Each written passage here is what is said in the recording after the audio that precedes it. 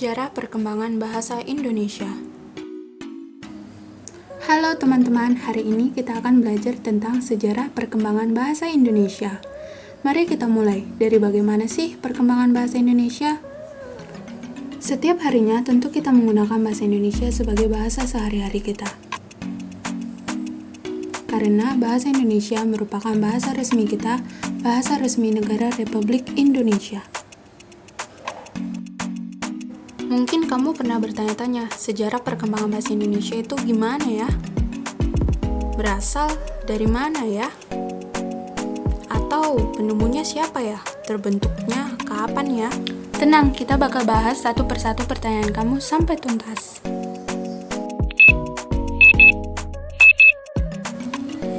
Perkembangan bahasa Indonesia berkembang mulai pada tanggal 28 Oktober 1928. Pada saat itu, para pemuda dari berbagai pelosok Nusantara berkumpul dalam suatu rapat dan berikrar. Adapun isi ikrarnya yaitu 1. Bertumpah darah yang 1, tanah Indonesia. 2. Berbangsa yang 1, bangsa Indonesia. 3. Menjunjung bahasa persatuan, bahasa Indonesia.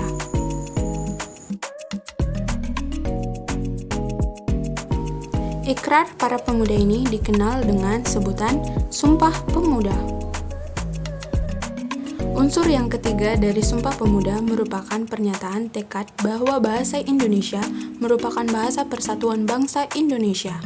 Pada tahun 1928 lah bahasa Indonesia dikukuhkan menjadi bahasa nasional, sedangkan bahasa Indonesia dikukuhkan sebagai bahasa negara pada tanggal 18 Agustus 1945. Karena pada saat itu, Undang-Undang Dasar 1945 disahkan sebagai Undang-Undang Dasar Negara Republik Indonesia. Dalam Undang-Undang Dasar 1945, Pasal 36 disebutkan bahwa bahasa negara ialah bahasa Indonesia. Lalu, dari mana bahasa Indonesia berasal?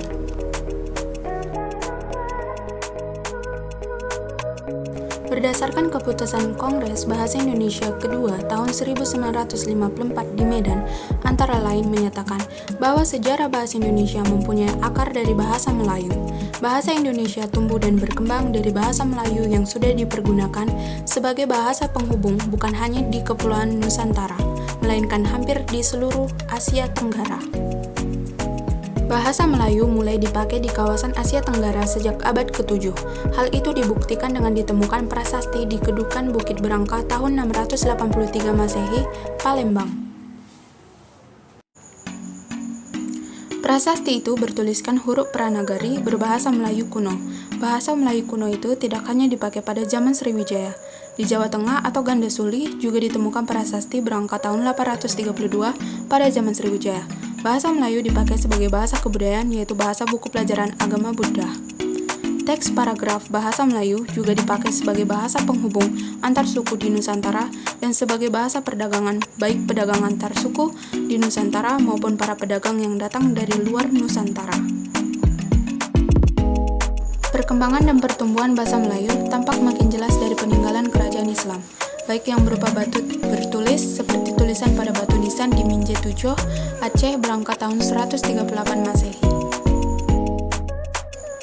Bahasa Melayu menyebar ke pelosok Nusantara bersamaan dengan menyebarnya agama Islam di wilayah Nusantara.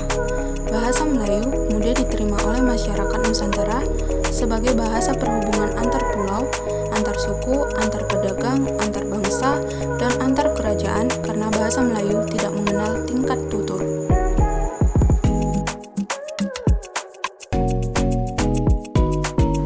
Jadi, bahasa Indonesia mulainya berasal dari bahasa Melayu.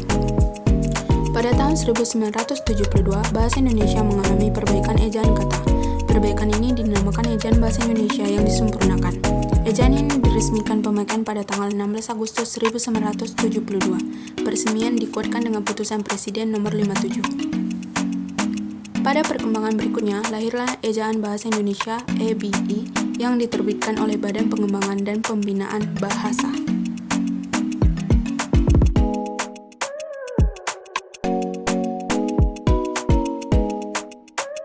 Siapa pertama kali yang mempopulerkan bahasa Indonesia? Kemunculan bahasa Indonesia tidak lepas dari peran Muhammad Tabrani Soeharjowi Tijitro Pro.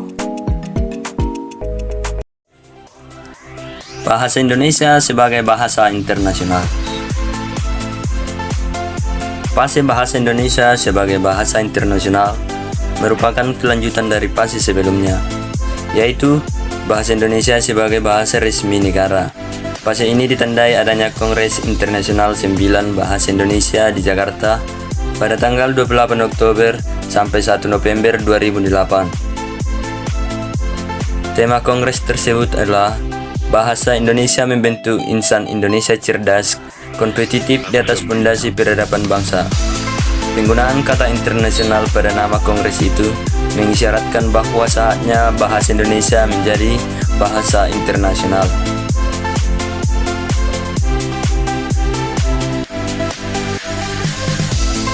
Setahun kemudian, terbitlah Undang-Undang Nomor 24 Tahun 2009 tentang bendera, bahasa, dan lambang negara, serta lagu kebangsaan yang kian mendukung peningkatan fungsi bahasa Indonesia menjadi bahasa internasional. Perkembangan bahasa Indonesia di era generasi milenial seperti kita ini.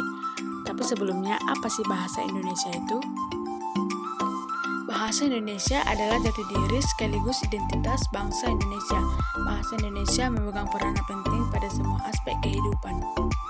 Saat ini adalah generasi milenial, masa adanya peningkatan penggunaan dan keakraban dengan komunikasi, media, dan teknologi digital. Hal tersebut berdampak pada perkembangan bahasa Indonesia. Istilah generasi milenial dewasa ini sedang viral, khususnya di media sosial. Netizen atau warganet sering menyebutnya dengan kids zaman now. Generasi ini hadir sebagai bentuk diferensiasi antara generasi zaman dulu yang eksis di tahun 90-an dengan generasi yang sedang eksis di zaman sekarang. Dari segi usia bisa dikatakan, generasi milenial adalah mereka yang saat ini berada rentang pada umur 15 sampai 30 tahun. Kita bisa melihat perbedaannya dari dua gambar di bawah ini. Bahkan dalam Sumpah Pemuda yang berbunyi, kami putra dan putri Indonesia menjunjung bahasa persatuan, bahasa Indonesia, telah disebutkan bahwa bahasa Indonesia digunakan untuk menyatukan bangsa Indonesia. Persatuan yang dimaksudkan adalah kita tahu bahwa negara Indonesia terdiri dari berbagai pulau, bahasa, dan adat. Ketika berkomunikasi dengan seseorang yang berbeda daerah, contohnya saya bertemu dengan suku Nias, pasti akan menggunakan bahasa Indonesia karena lebih mudah dipahami.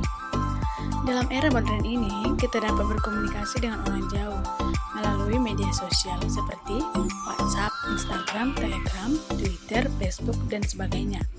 Kita bisa melihat bahasa yang kita gunakan saat chattingan pasti berbeda.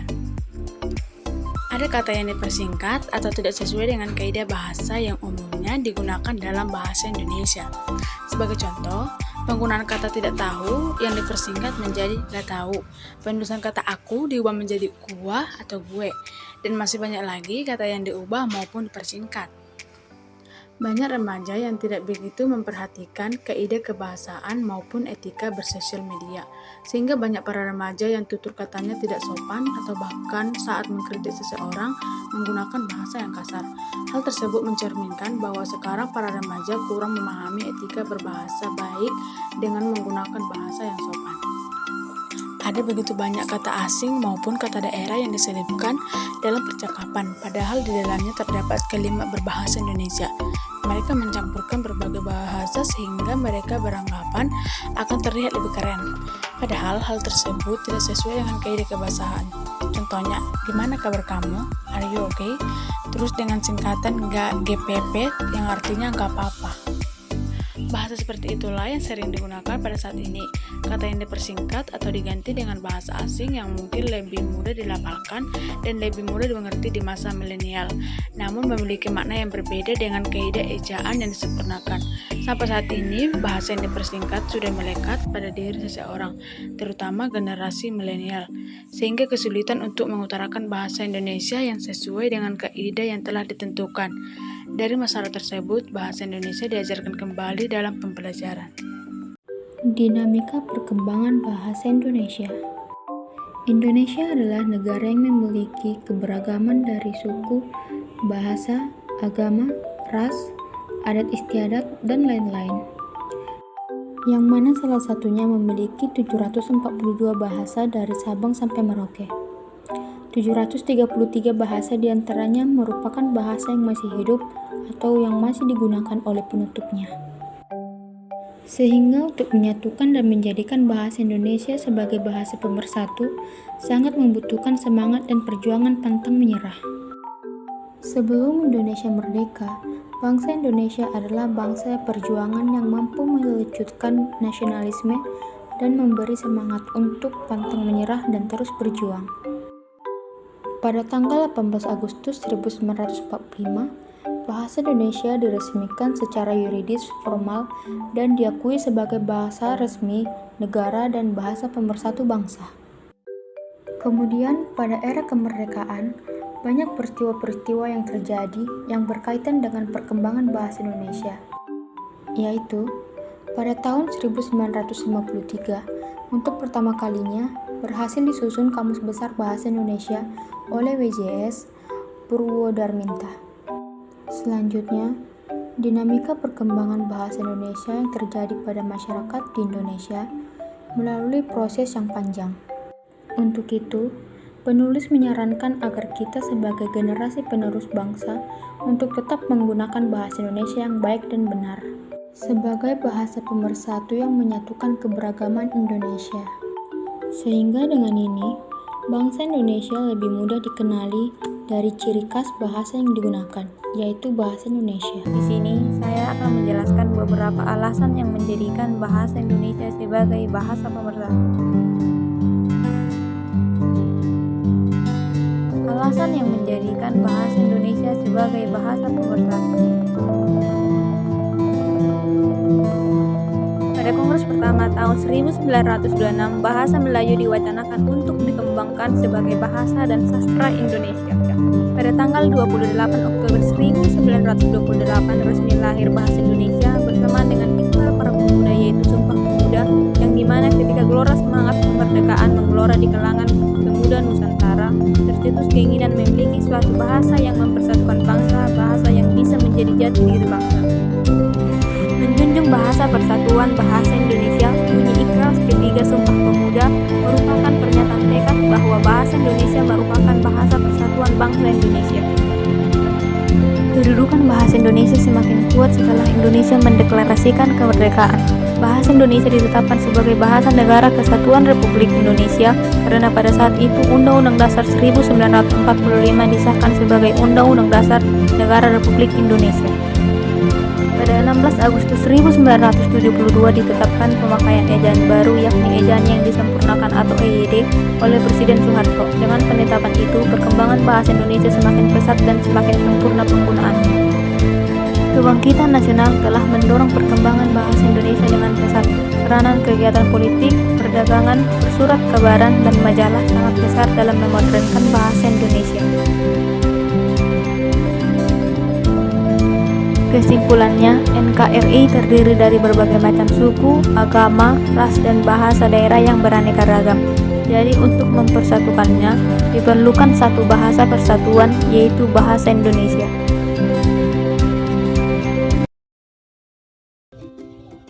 Eksistensi penggunaan bahasa Indonesia di era globalisasi. Bahasa mempunyai fungsi tertentu yang digunakan berdasarkan kebutuhan, karena dengan menggunakan bahasa, seseorang dapat mengekspresikan dirinya. Dalam kehidupan sehari-hari, hampir semua aktivitas kita menggunakan bahasa, baik lisan atau tulisan. Seiring dengan perkembangan bahasa, masyarakat terus menggunakan bahasa Indonesia di era globalisasi ini.